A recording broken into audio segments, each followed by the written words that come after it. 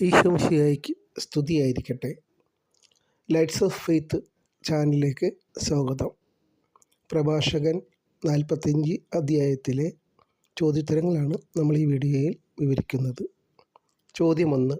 യാക്കോബിൻ്റെ സന്തതികളിൽ നിന്ന് കാരുണ്യവാനായ ഒരുവനെ കർത്താവ് ഉയർത്തി എന്നു പറയുന്നതാരെക്കുറിച്ച്?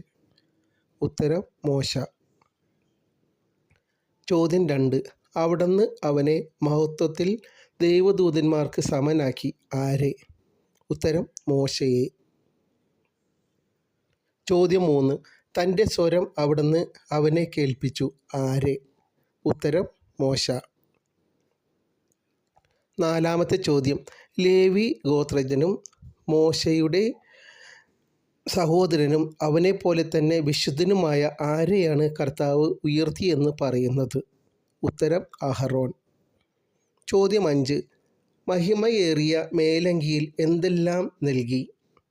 ഉത്തരം കാൽച്ചട്ട, നീണ്ട അങ്കി, എഫോദ്.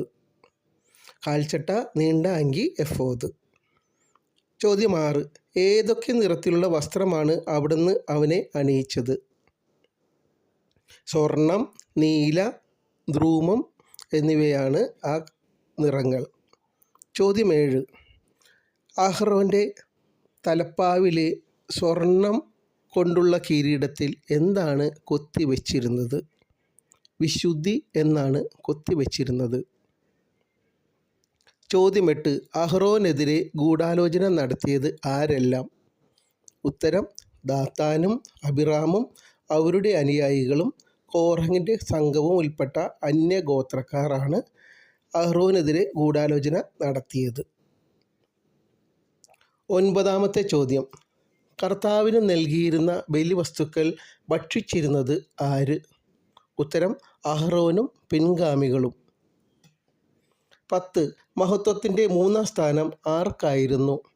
ഉത്തരം ഫിനെഹാസ്. 11. ഫിനെഹാസ് ആരുടെ പുത്രനായിരുന്നു?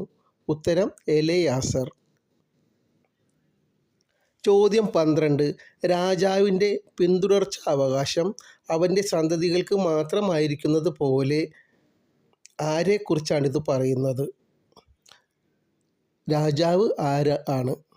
ഉത്തരം ദാവീദ് എന്നാണ്. ചോദ്യം 13. ജ്വലിക്കുന്ന അഗ്നിയാൽ അവരെ ദഹിപ്പിക്കേണ്ടതിന് അവർക്കെതിരെ അവിടുന്ന് അത്ഭുതം പ്രവർത്തിച്ചു ആർക്കെതിരെ? 8. ചോദ്യത്തിന് ഉത്തരമായ ദാത്താനും അബിറാമും അവരുടെ അനുയായികളും കോറഹിൻ്റെ സംഘവും ഉൾപ്പെട്ട അന്യ ഗോത്രക്കാരാണ് ഉത്തരം. ചോദ്യം 4. ജസ്സെ ഏത് ഗോത്രത്തിൽ പെട്ടവനായിരുന്നു? ഉത്തരം യൂദാ ഗോത്രം എന്നതാണ്. 15. ചോദ്യം. ജനത്തിൻ്റെ പാപങ്ങളുടെ പരിഹാരത്തിനു വേണ്ടി കർത്താവ് ബലി അർപ്പിക്കുന്നതിനും സ്മരണാംശമായി എന്ത് അർപ്പിക്കാനും വേണ്ടിയാണ് കർത്താവ് അഹ്റോനെ മാനവകുലത്തിൽ നിന്നും തിരഞ്ഞെടുത്തത്? ഉത്തരം കുന്തുരുക്കവും സുഗന്ധദ്രവ്യങ്ങളും എന്നതാണ്.